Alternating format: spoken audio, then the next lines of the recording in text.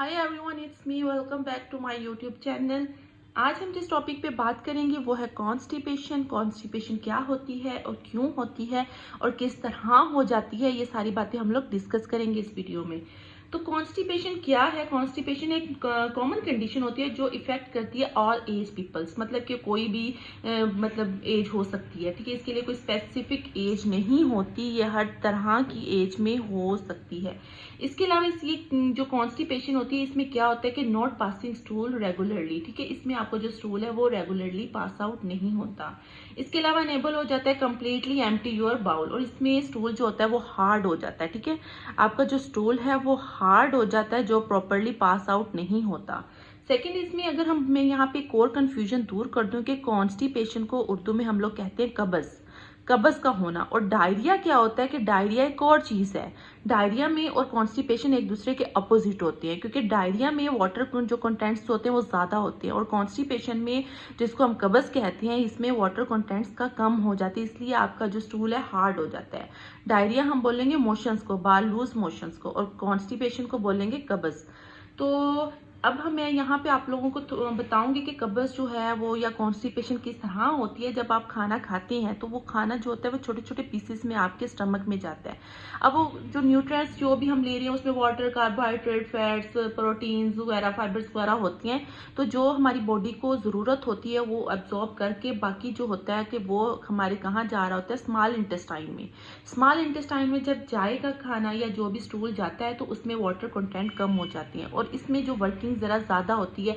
अब यहाँ से खाना जो है, जो स्टूल है जो भी है, वो लार्ज इंटेस्टाइन में जाएगा। लार्ज इंटेस्टाइन में जाके वाटर कंटेंट जो होते हैं और कम हो जाते हैं। इस तरह जो स्टूल है जो वो हार्ड हो जाता है और उसमें वाटर कंटेंट कम रह जाती है, और जो आपका स्टूल है हार्ड हो जाता है, जो प्रॉपरली जो है आपकी बॉडी से पास आउट नहीं होता।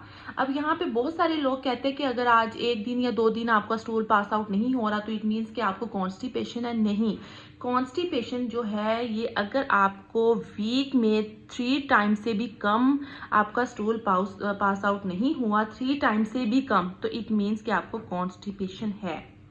अब यहाँ पे मैं आप लोगों को बताऊंगी कि भाई कॉन्स्टिपेशन किन किन वजह से हो सकती है, कौन कौन सी कंडीशन है। एक, जब आप वाटर जो है, पानी का इस्तेमाल कम कर देते हैं तब भी आपको कॉन्स्टिपेशन हो सकती है। ठीक है, आप फाइबर का जो है इस्तेमाल कम कर देते हैं उस वजह से भी हो जाती है। फाइबर जैसे फ्रूट्स वगैरह, वेजिटेबल्स में बहुत ज़्यादा फाइबर होता है, तो अगर आप वो उसका इंटेक कम कर देते हैं तो उस वजह से भी। अगर कुछ ऐसे लोग होते हैं वो सारा दिन बैठ के काम करते हैं या वो बैठे रह जाते हैं तो उनका जो स्टमक है वो प्रॉपरली वर्कआउट नहीं करता, तो ये उस वजह से भी कॉन्स्टिपेशन हो सकती है।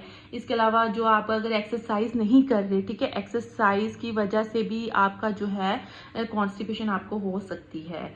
इसके अलावा बहुत सारी डिजीजेस की वजह से भी, और बहुत सारी ऐसी मेडिसिन भी होती हैं जो आपकी, अगर आप किसी डिजीज में हैं तो अगर आपको कोई बीमारी है तो उसमें भी अगर आप कोई मेडिसिन वगैरह यूज कर रहे हैं तो उसके साइड इफेक्ट्स में भी आ जाता है कॉन्स्टिपेशन। तो मेडिसिन भी जो होती है वो कॉज करवा रही होती है कॉन्स्टिपेशन को।